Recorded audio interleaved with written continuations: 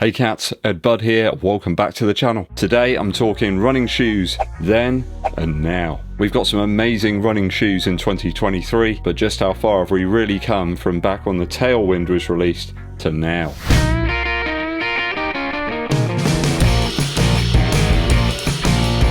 Thanks for tuning in, people. Make sure you hit that subscribe button and click the bell for notifications. Help the channel to get out there to more runners too by giving this video a thumbs up, like, and sharing it with your running buddies. Dankeschön. Before we get into the discussion, it really does help the channel out if you give us a super thanks if you want to help us on a more ad hoc basis. Keeps the shoes flowing in.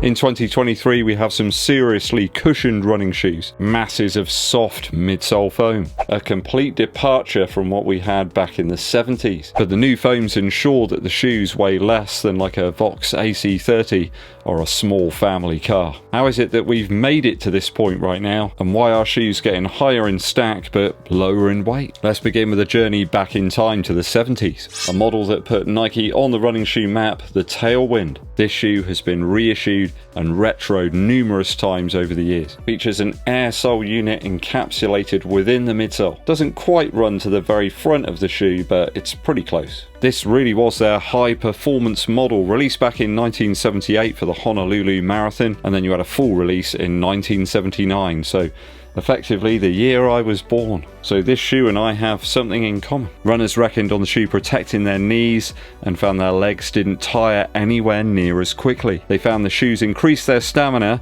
and their distance running abilities. Nike even used images of the Wright brothers to illustrate the air travel nature of the shoe. A nylon upper on the TAILWIND, which is non-stretch. And apparently the ankle collar featured blister protective material. Can you imagine them using those terms now to sell a shoe? Even if you suggested the word blisters on an ad, people just wouldn't buy it. They even suggested that the heel counter here was extended to help people out that have got a rear foot strike. Imagine Nike using that today, where you've got like Instagram and YouTube with people that have perfect forefoot strikes. You see it all the time, don't you? These perfect forefoot landings. You wonder just how long those people have actually been running when they made those videos, maybe like 1-2 minutes or something. Social media can be an absolute joke at times. It just isn't a real thing. They do mention it's a shoe designed for the serious runner who's perhaps clocking up 25 miles a week. And it's got Nike's most durable rubber outsole. And it's not for the trails either, not for heavier runners or people with pronation problems. So what have we got now that's kind of like the TAILWIND?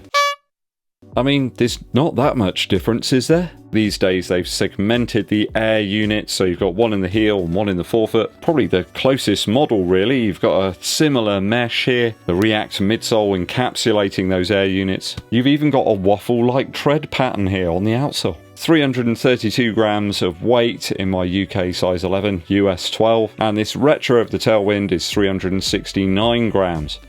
So it is quite a bit heavier on foot, though I think they really intend it as a lifestyle shoe, but you could run in it.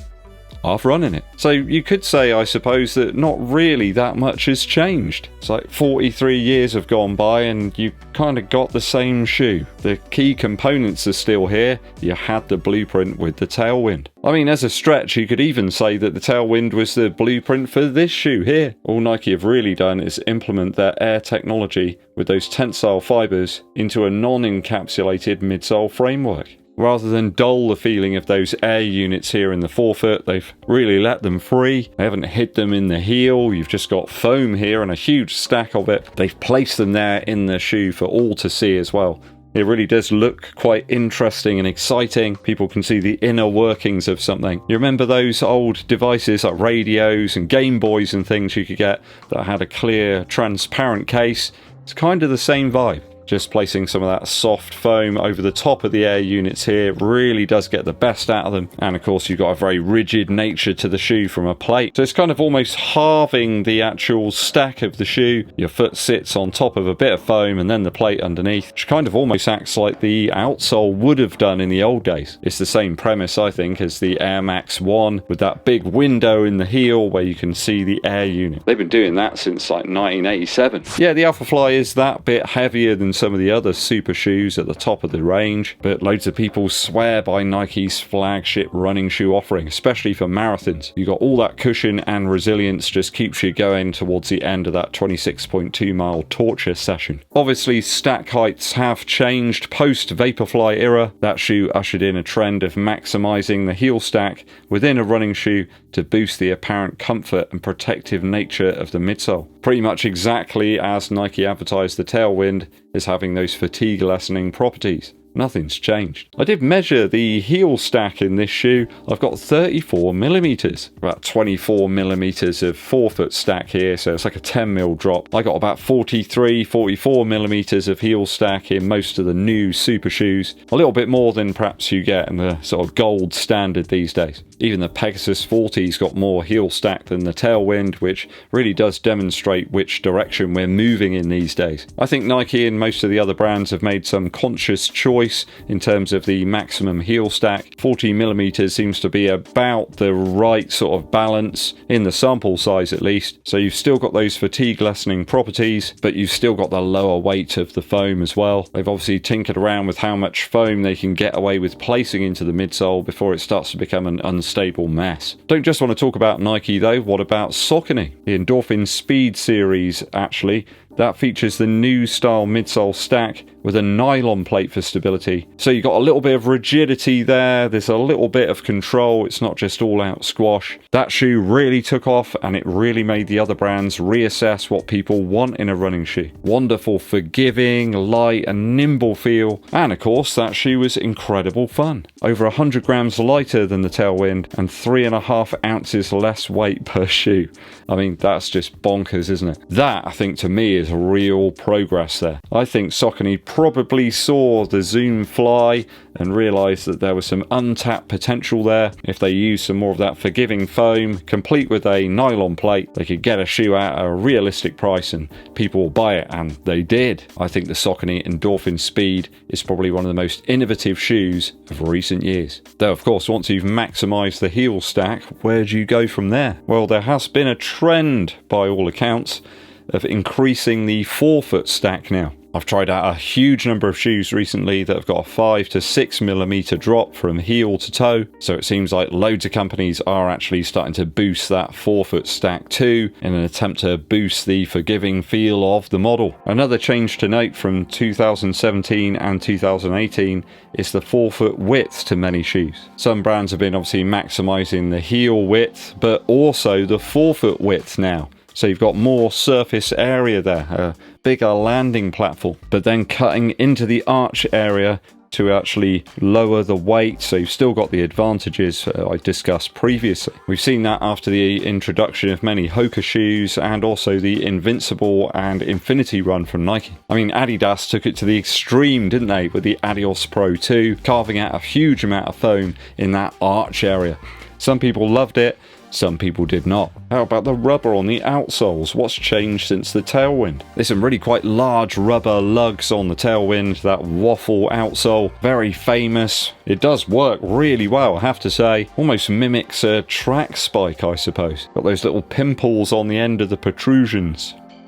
Nike and Adidas have limited the rubber depth in the forefoot and heel areas, especially recently, and many companies now segment the rubber to give the mid to forefoot more flex and movement, making for softer landings and a less rigid shoe. Nike really have lowered the rubber height here on the Vaporfly Next Percent 3. Puma working some similar magic on the Deviate Nitro Elite 2. You can see where Nike have been experimenting, cutting away that arch section of the midsole and outsole here on the Infinity run, and Puma have just completely eliminated it on the Farstar Nitro Elite. So in short, want to try and summarize my findings here in the discussion. There's actually quite a number of changes really if you go back to the late 70s through to now in modern running shoes. Weight has definitely gone downwards, and this is down to several different factors.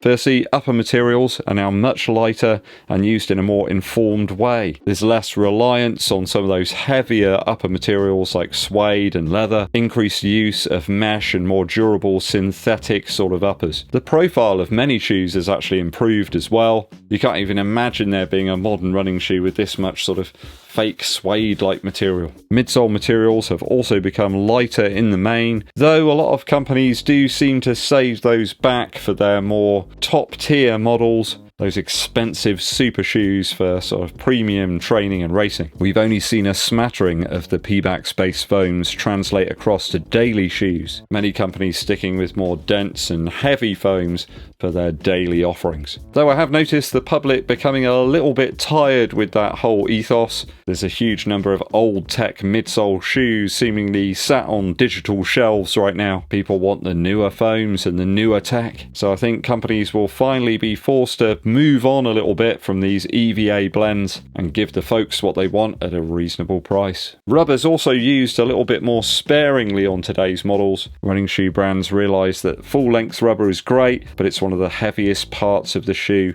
and it doesn't need to completely cover the entire outsole. Full-length coverage here in the Tailwind back from the late 70s and focusing the rubber purely where it's needed here in the Vaporfly from a few years back. What do you make of all these changes then that I've pointed out from those 70s models through to the stuff that we can buy today? Materials change a little bit, but it's still a shoe. Perhaps a little bit lighter, perhaps a little less firm. Is this progress, or are you just trying to perfect upon the original blueprint that Nike had in the Tailwind? Are shoes really any better now than they were then, or are they simply allowing us to train a that bit harder and faster without getting fatigued or injured? Let me know your thoughts and opinions down in the comments.